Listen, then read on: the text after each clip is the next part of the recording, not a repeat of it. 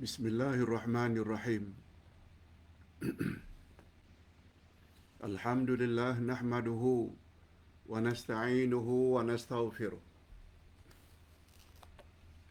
Wa na'udzu billahi min shururi anfusina wa min sayyiati a'malina.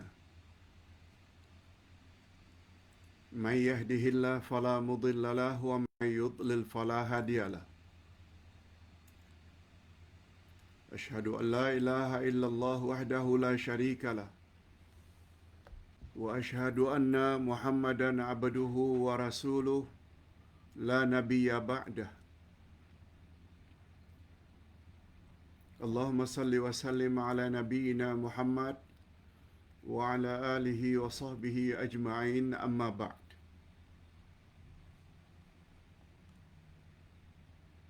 Hadirin dan hadirat serta para pemirsa yang saya hormati, Assalamualaikum warahmatullahi wabarakatuh. Alhamdulillah, kita bersyukur kehadirat Allah Azza wa Jalla. Berkat taufiknya, kita pada hari ini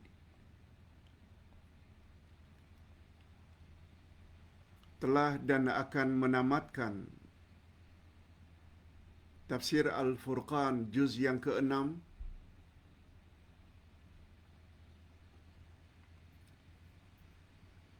pelajaran yang terakhir dari kitab Tafsir Al-Furqan juz yang ke-6. Hari ini adalah hari yang terakhir atau topik yang terakhir dalam juz yang ke-6. InsyaAllah minggu hadapan, hari Isnin, insyaAllah kita akan mula dengan kitab baru, Tafsir Al-Furqan juz yang ke-7. Next week, insyaAllah. Ustaz lihat pelajaran hari ini sangat mustahak untuk kita umat Islam fahami dan ambil iktibar. Seperti kata-kata orang Arab, bila bahagian akhir itu sangat hebat, dia dipanggil dengan khitamul misk. Khitamul misk, khitam dari kata khatam, penamat. Misk itu kasturi. Jadi khitamul misk maknanya pengakhiran kasturi yang harum semerbak untuk diambil sebagai pengajaran. Ingat selalu khitamul misk, pengakhiran kasturi. Kasturi adalah nama perfume atau atar yang sangat harum.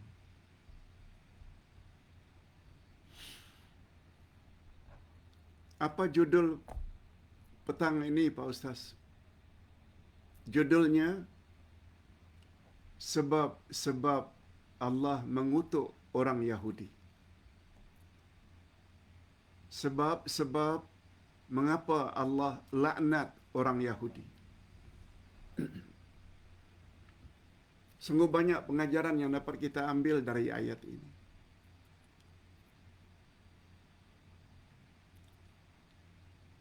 Perlu diingat oleh semua, di antara kaedah utama dalam ilmu tafsir adalah al-ibrah bi'umumil alfaz la bi khususil asbab. Segala pengajaran yang ada dalam Al-Quran adalah seumum lafaznya. Ia bukan khas untuk orang-orang yang karenanya ayat itu diturunkan. Bukan. Betul, ayat ini diturunkan mengandung laknat kutukan Allah kepada Yahudi. Tapi pengajaran dalam ayat ini bukan khas untuk orang Yahudi. Siapa saja, apa saja bangsa dan suku, kalau memiliki sifat seperti sifat Yahudi, mereka juga layak dilaknat dan dikutuk.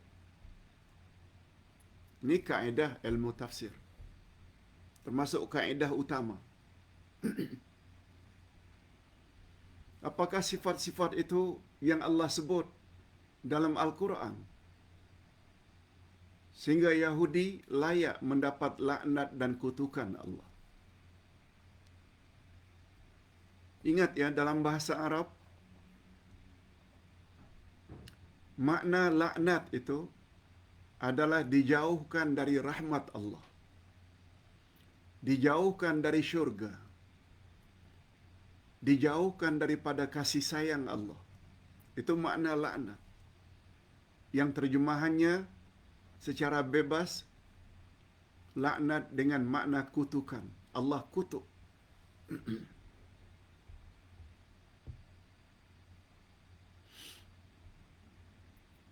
Apa sifat-sifat itu, Pak Ustaz? Kita bacakan dulu ayatnya. 2 ayat saja. Al-Ma'idah 80 dan 81. 2 ayat saja. Kita bacakan supaya sempurna. A'udzubillahi minasyaitonirrajim. Tara katsiran minhum yatawallawna alladhina kafaru labi'sa ma qaddamat lahum anfusuhum an sakhitallahu alaihim wa fil azabi hum khalidun.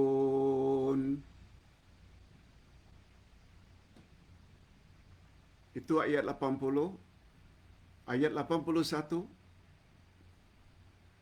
Walau kanu yu'minuna billahi wan nabi wa ma unzila ilaih mattakhaduhum awliya walakinna katsiran minhum fasiqun.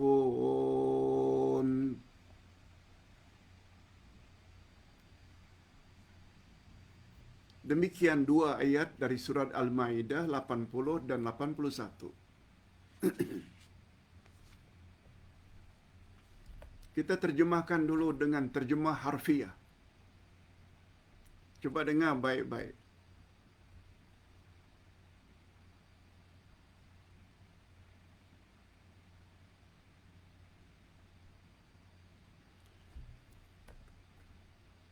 Kamu melihat kebanyakan dari mereka.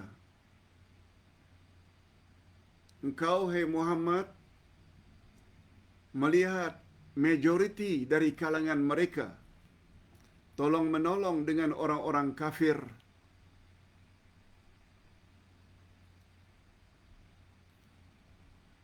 Kau lihat mereka, yaitu Yahudi, tolong menolong dengan orang kafir lainnya, yaitu musyrikin. Sesungguhnya amat buruklah apa yang mereka sediakan untuk diri mereka, yaitu kemurkaan Allah kepada mereka. Allah murka akibat sifat tolong menolong orang Yahudi dengan musyrikin Makkah. Dan mereka akan kekal dalam siksaan. Tak akan keluar dari neraka. Akibat dari sikap tolong menolong mereka. Ayat 81. Sekiranya mereka beriman kepada Allah, maknanya Yahudi. Jika mereka beriman kepada Allah beriman pada Nabi Musa yang mereka katakan Nabi mereka Musa, dan kepada apa yang diturunkan kepada Nabi, yaitu Quran yang diturunkan kepada Nabi Muhammad. Sekiranya mereka beriman, niscaya mereka tidak akan mengambil orang-orang musyrikin itu menjadi penolong-penolong mereka. Dan kebanyakan dari mereka adalah orang-orang yang fasik. Fasik maknanya orang yang tidak taat kepada Allah. Okey. Itu baru terjemah harfiah. Kita masih lagi belum faham dengan kefahaman yang sebenar, kecuali melalui terjemah maknawiyah, tafsiran ayat. Nah, berikut ini adalah tafsiran ayat. Sebagai mukaddimah, pada ayat terdahulu, yaitu pelajaran Isnin yang lalu,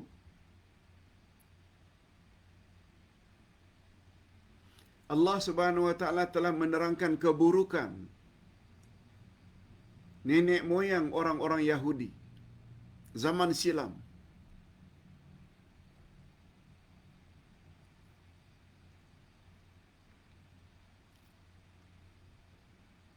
Dari kalangan Bani Israel. Allah telah jelaskan pada pelajaran yang lalu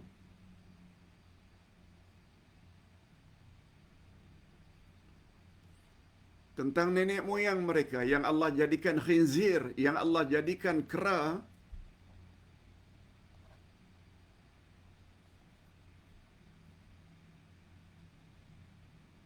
pada ayat yang kita bacakan tadi. Allah Subhanahu wa taala menerangkan sikap kufar di zaman Nabi,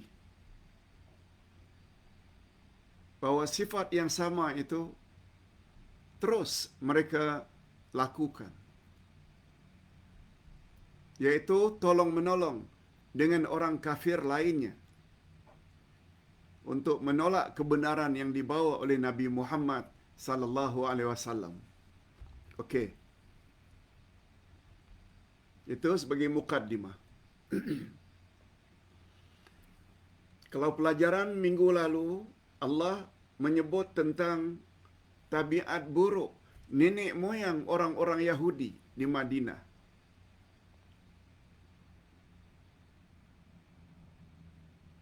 Lalu dalam ayat ini, Allah Subhanahu wa taala terangkan pula kepada Nabi Muhammad sallallahu alaihi wasallam bahwa sikap nenek moyang mereka pada zaman silam diteruskan oleh Yahudi di zaman Nabi Muhammad, yaitu suka tolong-menolong dengan orang-orang kafir lainnya untuk menolak kebenaran.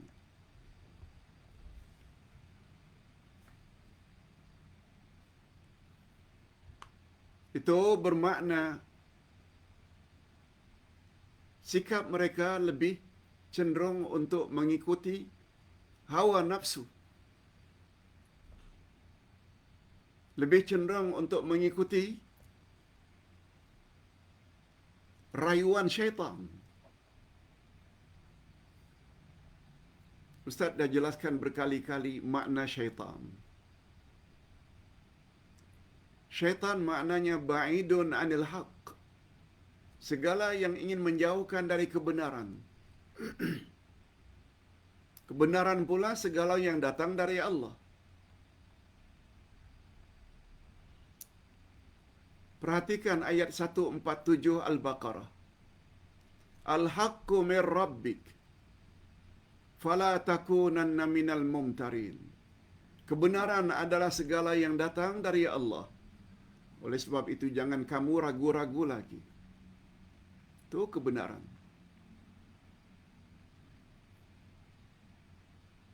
Jadi kepada Yahudi disuruh oleh Allah agar beriman pada Nabi Muhammad, beriman kepada apa yang disebut oleh nabi-nabi mereka terdahulu, bahawa akan muncul Rasul akhir zaman. Tapi Yahudi tak mau ikut. Itu maknanya Yahudi ikut syaitan. Itu bermakna Yahudi ikut hawa nafsu. Malah mereka sanggup bertolong-tolongan dengan orang kafir lainnya untuk membunuh Nabi Muhammad sallallahu alaihi wasallam. Ini sifat Yahudi. Bukan Nabi Muhammad saja. Yahudi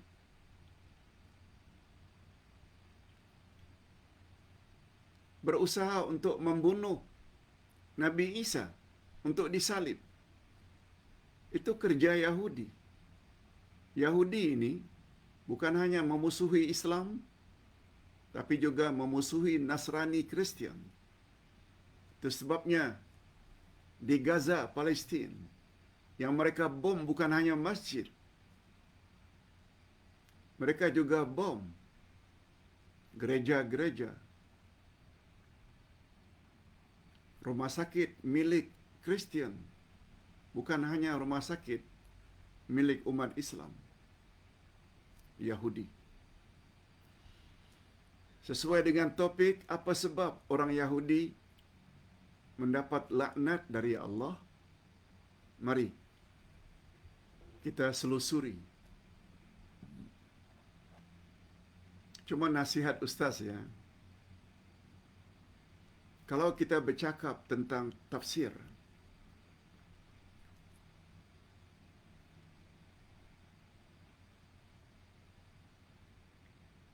Allah Subhanahu Wa Taala sebut secara umum, bukan kepada pemimpin-pemimpin tertentu. Di sini nanti akan nampak mana daripada manusia yang terlalu fanatik dan ta'assub kepada pemimpin tertentu, dia akan marah bila kita bawa perkara yang Allah sebutkan dalam Quran. Ingat ya, ini pelajaran tafsir. Segala yang Allah katakan dalam Quran adalah benar belaka. Pendakwah pula disuruh oleh Allah dalam surat Wal Asri, wa tawasaw bil haq. Sampaikanlah yang hak, yang kebenaran. Kadang-kadang kebenaran yang ada dalam Quran terkena dalam kepala sendiri, terkena pada hidung sendiri. Ini khas untuk orang-orang yang terlalu ta'assub dan fanatik kepada pemimpin, atau ta'assub dan fanatik kepada ulama, ulil amri, umara. Ingat, ini pelajaran tafsir.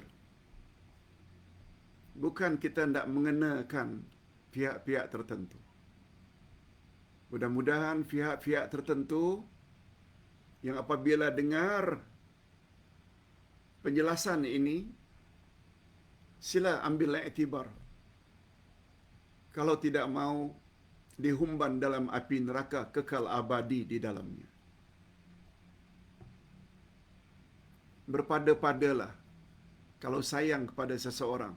Ingat kata-kata Imam Ibnul Qayyim terhadap gurunya, pemimpinnya, Imam Ibnu Taimiyah. Ingat selalu kata-kata ini. Apa kata Imam Ibnul Qayyim, murid utama Imam Ibnu Taimiyah? Ana uhibbu Syekhul Islam. Aku cinta kepada Syekhul Islam Ibnu Taimiyah. Walakinnal haqq ahabbu ilaihi minhu. Namun demikian, aku cinta kepada kebenaran al-haq lebih daripada aku mencintai Ibnu Taimiyah. Itu baru betul. Kita sayang pemimpin-pemimpin tertentu, tapi kesayangan kita biar berpada-pada. Jangan ta'assub membuta tuli.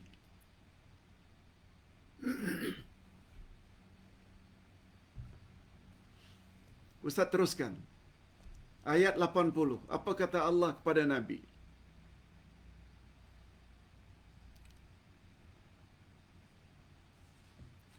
Maaf, belum. Ini hanya selingan. Hanya selingan. Kita masih lagi pada ayat 80. Ustaz ulang sekali lagi. Tara katsiran minhum yatawallawna alladhina kafaru. Kau lihat sendiri, hai Muhammad, kebanyakan mereka, yakni Yahudi, tolong-menolong dengan orang-orang kafir. Di sini maksudnya tolong-menolong dengan orang kafir itu, yaitu musyrikin penyembah berhala Mekah. Untuk pengetahuan semua, Mekah berbeza dengan Madinah.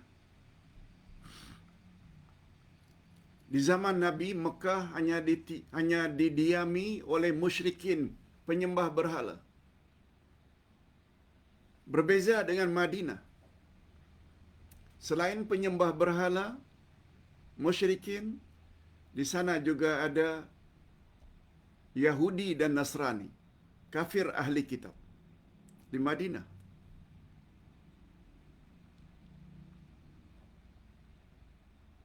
Jadi musyrikin di Mekah, Yahudi dan Nasrani di Madinah untuk menolak ajaran yang Nabi Muhammad bawa. Yahudi bekerjasama dengan musyrikin penyembah berhala di Mekah untuk menghantam Nabi Muhammad sallallahu alaihi wasallam, untuk menolak ajaran Muhammad. Sampai orang-orang Yahudi sanggup mengatakan, ajaran kamu, wahai Abu Jahal, Abu Lahab, menyembah berhala, itu adalah lebih benar daripada ajaran yang dibawa oleh Muhammad. Sampai begitu. Menyembah berhala karena ingin ambil hati orang musyrikin Mekah, Yahudi, sampai sanggup mengatakan, ajaran kamu menyembah berhala adalah lebih baik daripada ajaran yang Muhammad bawa. Allahu Akbar. Padahal hadirin dan hadirat semua kita tahu,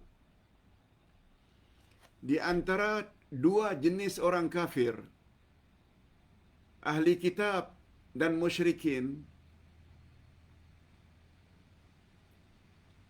ahli kitablah sebenarnya yang tertunggu-tunggu kedatangan Rasul terakhir.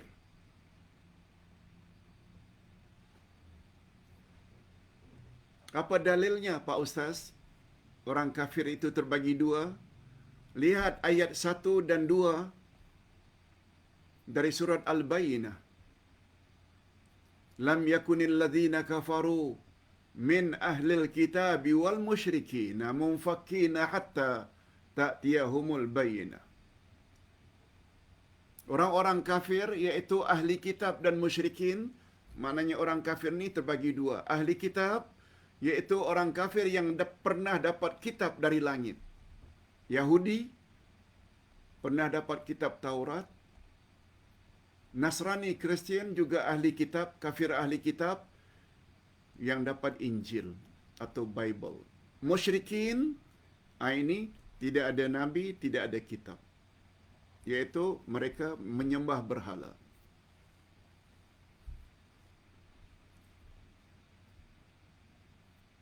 Oleh sebab itu, bila ditanya mana sebenarnya yang lebih memungkinkan untuk mendapat hidayah yang dibawa oleh Nabi Muhammad, di antara Yahudi dengan musyrikin, jawabnya, besar kemungkinan Yahudi akan dapat hidayah bila mereka itu beriman. Tapi tidak. Mereka tolak. Mengapa Yahudi dan Nasrani lebih utama untuk menerima Nabi Muhammad. Sebab ciri-ciri Nabi Muhammad telah diterangkan oleh Allah dalam Al-Quran. Dalam Taurat dan Injil. Telah diberitahu oleh Rasul mereka Musa dan Isa. Musyrikin Abu Jahal, Abu Lahab tak tahu apa-apa. Nabi tak punya, kitab tak punya.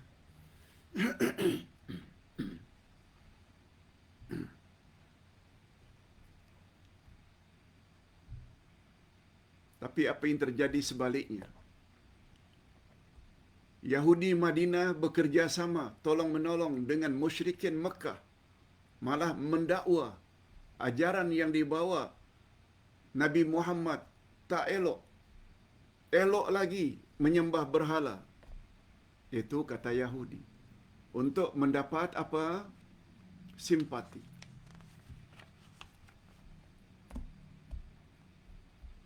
Hati-hati para pemimpin. Jangan sampai untuk menolak Islam sanggup bekerja sama dengan orang-orang kafir. Lalu Islam dipojokkan. Islam dihantam terus. Orang kafir dibiarkan. Itu di antara ciri-ciri utama Yahudi mengapa mereka dilaknat dan dikutuk oleh Allah. Allah yang cakap. Bukan ustaz yang cakap, Allah yang cakap. Ada tak hari ini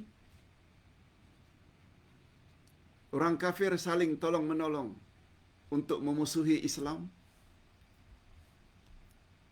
Jawab sendiri.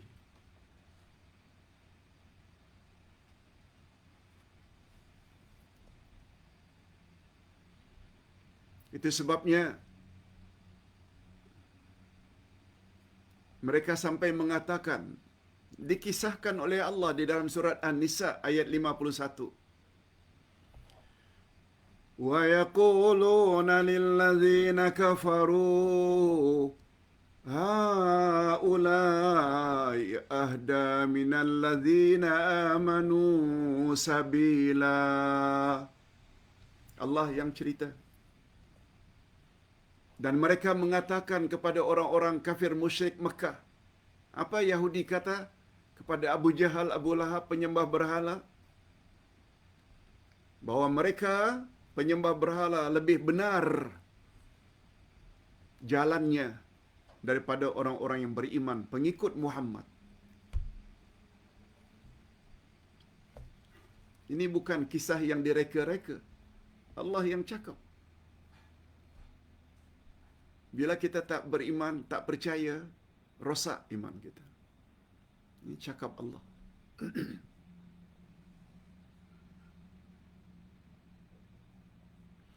Said Qutb di dalam kitab tafsirnya Fi Zilalil Quran menyebut. Coba dengar. Pada penghujung juz yang ke-6 ini pelajaran terakhir ini, Khitamul Misk, Allah menceritakan kesudahan yang bakal diterima oleh orang-orang Yahudi di akhirat nanti. Apa dia? Mereka akan dihumban ke dalam api neraka kekal abadi selama-lamanya. Begitu nasib Yahudi nanti di akhirat. Dan bukan Yahudi saja. Siapa lagi Pak Ustaz? Siapa saja yang memiliki sifat macam sifat Yahudi. Bekerja sama dengan orang-orang kafir. Asalkan dapat kuasa, asalkan dapat memerintah, biar Islam itu terpojok. Orang tersebut juga akan mendapat nasib yang sama seperti nasib Yahudi. Lihat kitab Fi Zilalil Quran. Salah seorang pakar tafsir. Pada ayat di atas disebut sifat orang-orang Yahudi yang hidup di zaman Nabi Muhammad sallallahu alaihi wasallam. Dan sifat serta sikap seumpama itu sebenarnya berkekalan berkekalan, kekal di setiap zaman dan di semua tempat. Bukan di zaman Nabi saja. Maknanya, sampai akhir zaman, sampai hari ini, sifat tersebut tetap wujud. Kita mohon dilindungi, mudah-mudahan pemimpin-pemimpin kita tidak memiliki sifat seperti itu. Amin. Ya Rabbal Alamin. Mereka senantiasa tolong-menolong dengan orang-orang kafir dan bantu-membantu untuk menghancurkan umat Islam. Coba tengok satu demi satu. Islam dihina. Di bawah stokin ada nama Allah. Ada nama Nabi Muhammad. Tidak diambil tindakan sewajarnya. Sehingga rakyat memberontak, berani menegur. Apa ini semuanya?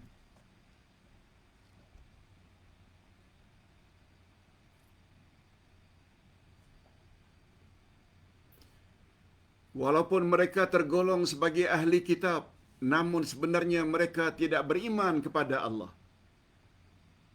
Tidak beriman kepada Nabi Muhammad. Mereka enggan masuk Islam yang dibawa oleh Nabi Muhammad.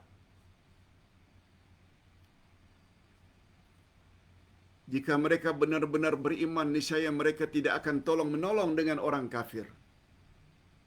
Ini kuncinya.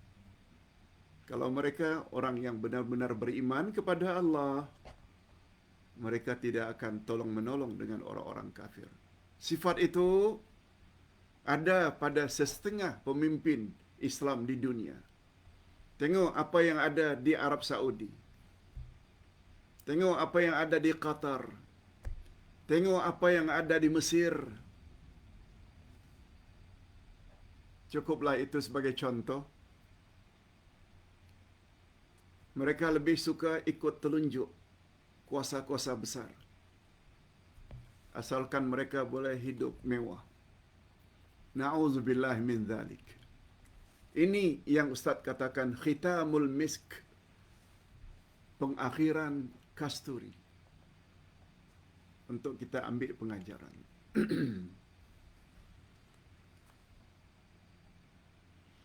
Nah, kita sampai ke ayat yang terakhir.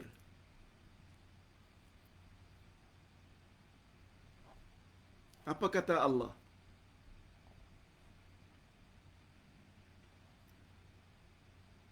Kalau mereka betul-betul beriman, mereka tidak akan jadikan orang kafir itu sebagai penolong. Kalau betul-betul beriman. Bukan udai yang cakap. Kalau udai yang cakap, kita boleh tolak. Tapi bila Allah yang cakap, kita tolak, boleh murtad. Na'udzubillah min dzalik. Apa kata Allah? Pada ayat 81. Walau kanu yu'minuna billahi wan nabi وَمَا أُنْزِلَ إِلَيْهِمْ اتَّخَذُوهُمْ أَوْلِيَاءَ وَلَكِنَّ كَثِيرًا مِّنْهُمْ فَاسِقُونَ. Coba dengar baik-baik terjemahan ayat. Terjemah harfiah dulu. Kalau sekiranya mereka itu beriman kepada Allah, kepada Nabi Musa, maknanya bagi Yahudi. Iman pada Allah, iman juga pada Nabi Musa, Nabi mereka, dan kepada yang diturunkan kepada Nabi, yaitu Nabi Muhammad. Iman pada Allah, iman pada Musa, iman pada Nabi Muhammad. Andai kata itu sikap Yahudi. Iman pada Allah, iman Musa, iman Taurat, iman Nabi Muhammad, iman Al-Quran, Andai kata itu yang terjadi, apa kata Allah? Niscaya mereka tidak akan mengambil orang-orang musyrikin itu menjadi penolong-penolong mereka untuk menghancurkan ajaran Nabi Muhammad. Kalau mereka betul-betul beriman pada Allah, iman pada Nabi Musa, iman kepada Nabi Muhammad, niscaya mereka tidak akan bertolong-tolongan dengan musyrikin Abu Jahal, Abu Lahab dari Mekah untuk menolak ajaran Muhammad. Tapi apa kata Allah pada penghujung ayat? Tetapi kebanyakan dari mereka adalah orang-orang yang fasik.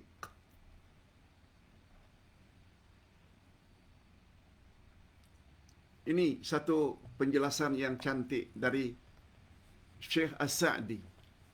Lihat muka surat 331. Sesungguhnya keimanan seseorang kepada Allah dan Nabi sallallahu alaihi wasallam dan keimanan kepada kitab yang diturunkan oleh Allah akan mendorongnya agar patuh dan taat hanya kepada Tuhannya dan tolong-menolong dengan orang-orang yang hampir dengannya dari kalangan wali-wali Allah serta memusuhi siapa saja yang kufur dan ingkar dengan ajarannya.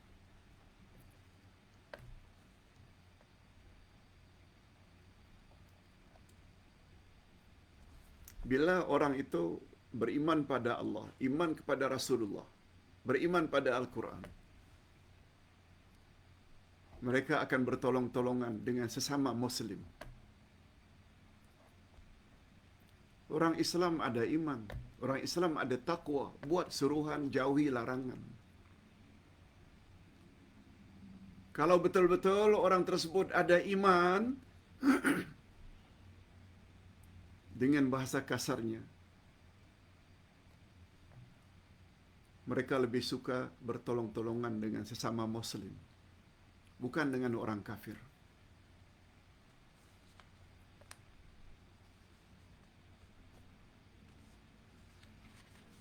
Hadirin dan hadirat rahimakumullah. Tafsiran ayat ini, kata ulama tafsir, dia boleh dua cabang. Apa dia dua cabang itu, Pak Ustaz? Untuk memusuhi Islam yang dibawa oleh Nabi Muhammad, ayat ini boleh membawa makna Yahudi bekerja sama dengan musyrikin penyembah berhala Mekah. Satu. Tafsiran yang kedua, untuk menghancurkan ajaran Nabi Muhammad juga boleh.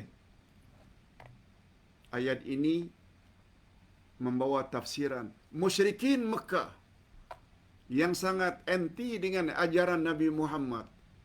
Mereka akan bekerja sama dengan orang Yahudi Madinah untuk menghancurkan Nabi Muhammad. Semua kita tahu perang Uhud.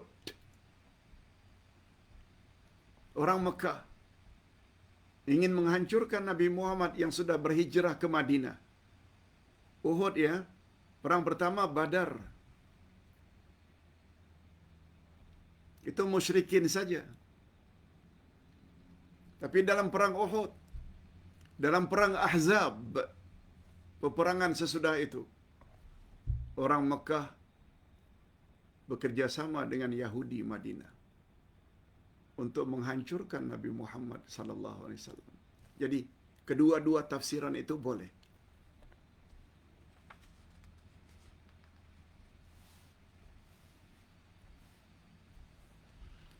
Jadi sikap Yahudi sama ada mengambil musyrikin atau munafikin. Nah,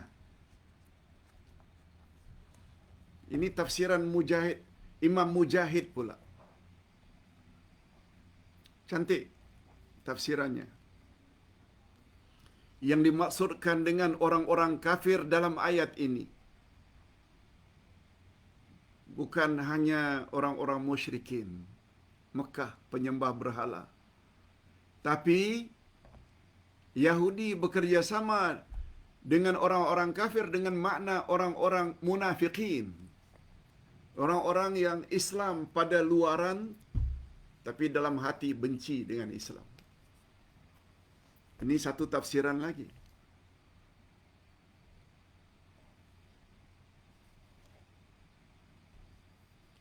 Berapa banyak orang-orang Islam yang justru bekerja sama dengan Amerika, malah bekerja sama dengan Israel, malah bekerja sama dengan Hindu. Coba lihat di Qatar, sebesar-besar kuil milik Hindu datang meresmikannya Presiden India sendiri yang banyak memusnahkan masjid-masjid dan membunuh orang Islam diundang.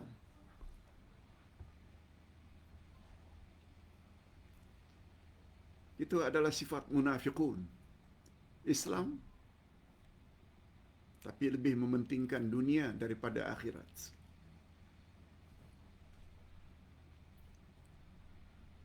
Jadi menurut tafsiran ini, makna ayat, kamu melihat kebanyakan dari mereka, orang-orang Yahudi, tolong menolong dengan orang-orang kafir, munafiqin. Munafiqin. Munafik maknanya luarnya macam orang Islam, umrah juga, haji juga, salat juga, puasa juga.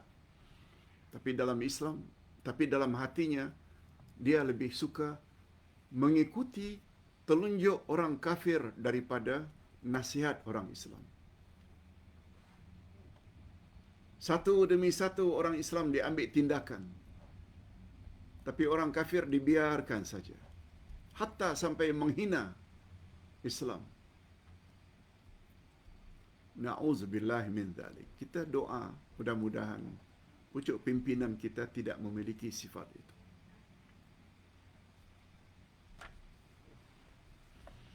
Jadi sikap Yahudi sama ada mengambil musyrikin, penyembah berhala Mekah sebagai teman untuk menghancurkan Muhammad, atau Yahudi bekerja sama dengan munafikin, orang-orang yang nampaknya Islam tapi dalam hatinya cenderung kepada kafir. Mereka saling tolong-menolong untuk memerangi Nabi Muhammad sallallahu alaihi wasallam, membuktikan bahawa mereka sama-sama memusuhi Nabi dan orang-orang yang beriman. Ini realiti. Coba dengar apa kata Imam Al-Maraghi. Pada akhir ayat 81, Allah menjelaskan sebab utama mengapa ada kesamaan di antara mereka. Antara orang-orang munafikin dengan Yahudi ada persamaan. Mengapa? Allah sebut, walakinna katsiran minhum fasiqun. Tetapi kebanyakan dari mereka adalah orang-orang yang fasik. Fasik maknanya tidak taat pada Allah. Lebih taat dengan kehendak kufar. Kehendak umat Islam yang berasaskan Al-Quran dan Sunnah. Jangan angkat orang kafir sebagai pemimpin. Jangan bekerja sama dengan orang kafir untuk merendah-rendahkan Islam. Tak peduli.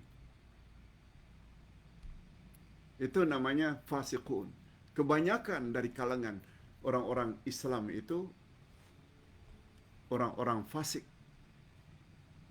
Fasik maknanya yang tidak taat pada Allah. Islam pada nama saja. Maksudnya, kebanyakan mereka cenderung kepada kefasikan. Terkeluar dari kehendak agama. Bukan kehendak agama yang diutamakan. Tidak ada yang mereka ingin melainkan kekuasaan dan kedudukan saja. Tak kira macam mana nak mendapatkan kedudukan dan kekuasaan, mereka tak kisah. asalkan boleh berkuasa, walaupun disokong oleh orang-orang kafir. Matlamat utama mereka adalah berusaha keras untuk mencapai apa-apa yang mereka cita-citakan, walaupun melalui cara apapun juga.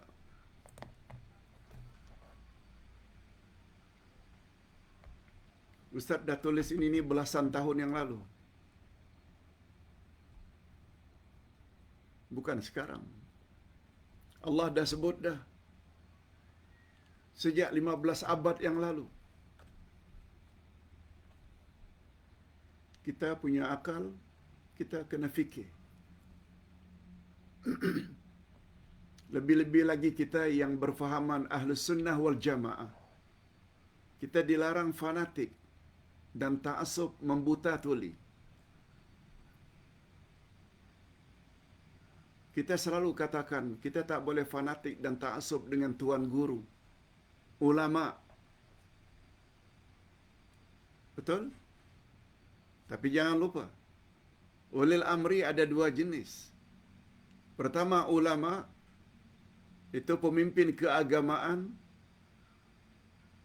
Yang kedua, umara, pemimpin kenegaraan yang mengurus negara. Itu umara. Oleh sebab itu, Islam bukan hanya melarang ta'assub kepada imam-imam, orang-orang alim tertentu, mazhab-mazhab tertentu. Islam juga melarang kita ta'assub membuta tuli terhadap umara, pemimpin kenegaraan. Macam itu kalau kita mau belajar tafsir. Al-Quran mengajar kita segala-galanya. Bagaimana sepatutnya bersikap.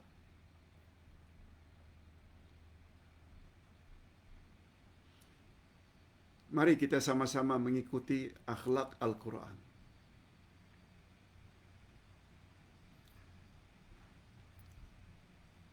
Isteri-isteri Rasul pernah ditanya oleh para sahabat, bagaimanakah akhlak atau sikapnya Nabi Muhammad sallallahu alaihi wasallam semasa hidupnya? Isteri-isteri Rasul menjawab, kana khuluquhu al-Quran. Budi pekerti, sikap, akhlak, tingkah laku Nabi Muhammad adalah Al-Quran. Maksudnya Nabi Muhammad tak ubahnya seperti Al-Quran berjalan.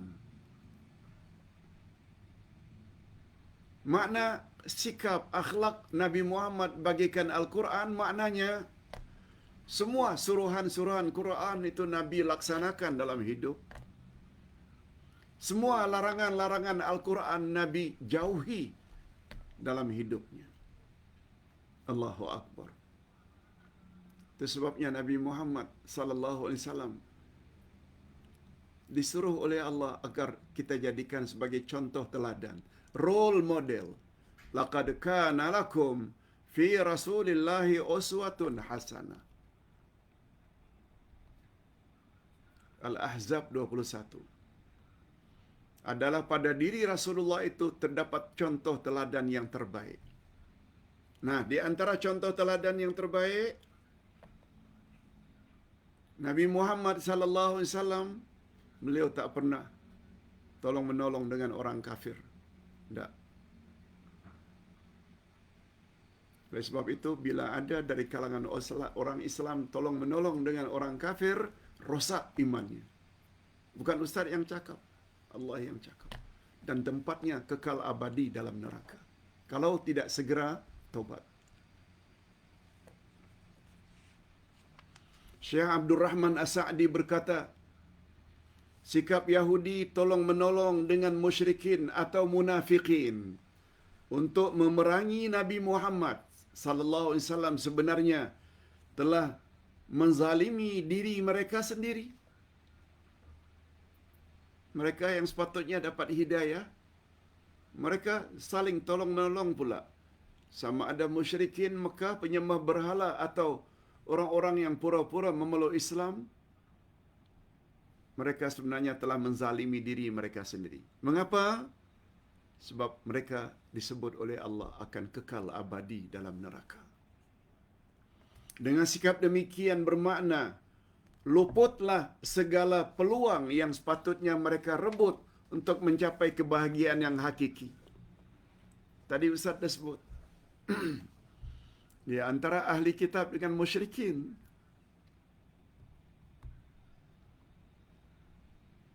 Ahli kitablah sebenarnya yang banyak peluang untuk mendapat hidayah Allah.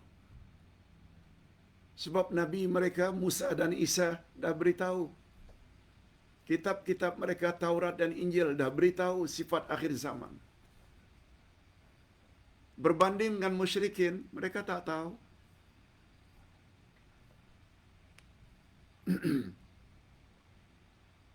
Mereka tak ada Nabi, Rasul, mereka juga tidak ada kitab. Itu sebabnya, kalau Ustaz boleh lebarkan sedikit tafsiran itu. Orang-orang kota, seperti orang Kuala Lumpur, orang-orang Lembah Kelang,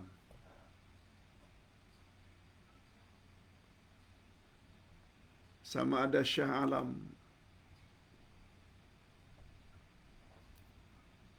atau Malawati, atau Bangi, yang banyak terdedah dengan tafsir Al-Quran, banyak terdedah dengan ilmu-ilmu agama. Sebab ustaz-ustaz yang berkaliber pada umumnya berada di ibu kota. Malah Bangi disebut sebagai kota ilmu atau bandar ilmu. Banyak orang-orang yang educated, yang banyak tahu kebenaran. Mereka sebenarnya orang-orang kota ni yang terdedah dengan tafsiran hadis Nabi, akidah.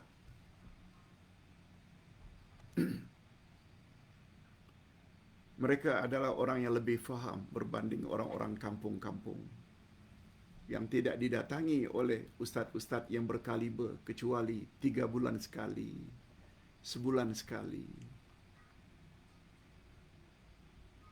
Bukan kita bermaksud nak menghina orang kampung, no. Karena pendedahan ilmu itu lebih di kota-kota. Bukan saja secara offline, tapi juga online. Kita mudah dapat wifi, kita mudah mendapat internet. Sedangkan di kampung-kampung sudahlah physically para ustaz itu susah nak datang.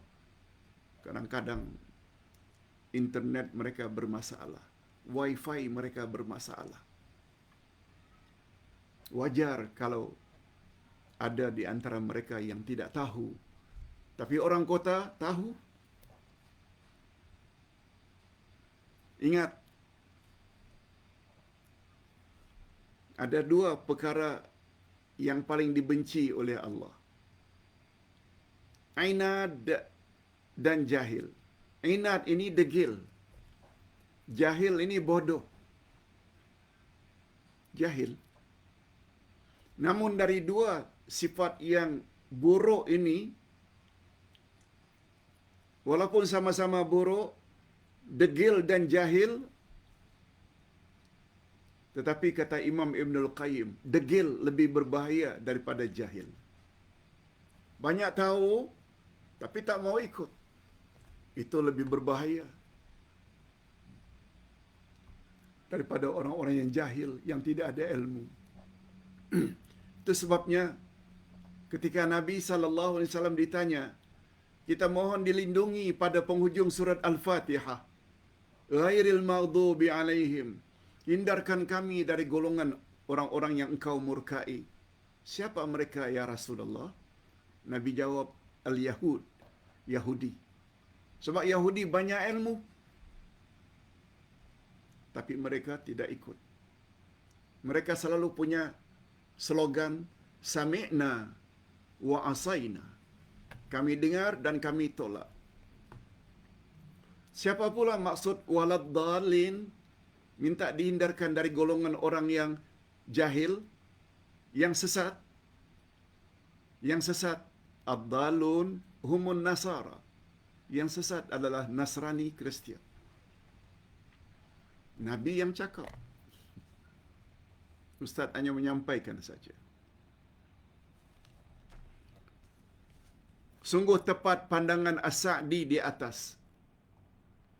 Sebab kafir ahli kitab, terutama sekali orang-orang Yahudi, mereka sebenarnya mengetahui bahawa Nabi Muhammad adalah Nabi dan Rasul yang sebenarnya. Mereka tahu. Nabi mereka, Nabi Musa, dan kitab mereka Taurat telah menyatakan dengan jelas sifat Rasul akhir zaman.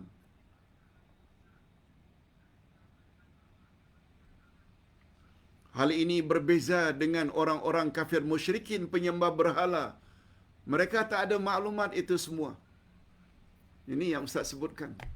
Beza antara orang kota yang mudah mendapat ilmu dengan orang-orang di desa. Bukan bermaksud nak merendahkan orang desa. Tapi dari sudut mudahnya mendapat ilmu itu di kota lebih. Oleh itu, jika dibandingkan antara dua jenis kafir di atas,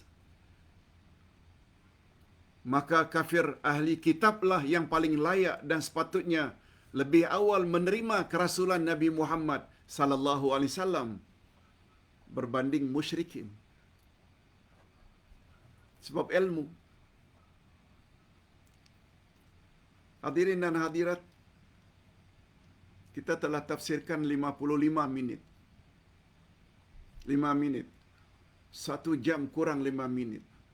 Banyak pengajaran yang dapat kita ambil. Ustaz harapkan khitamul misk, pengakhiran kasturi dari tafsir Al-Furqan juz yang ke-6 ini dapat kita fikir-fikirkan. Ambil iktibar, ambil pengajaran daripadanya. Sokong. Tak kira siapapun, bila cenderung kepada kebenaran, pada Islam, dan jangan sekali-kali cenderung kepada orang-orang kafir, malah memberi muka kepada orang-orang kafir untuk memojokkan dan menghantam umat Islam. Na'udzubillahi min dzalik. Mudah-mudahan ada manfaatnya.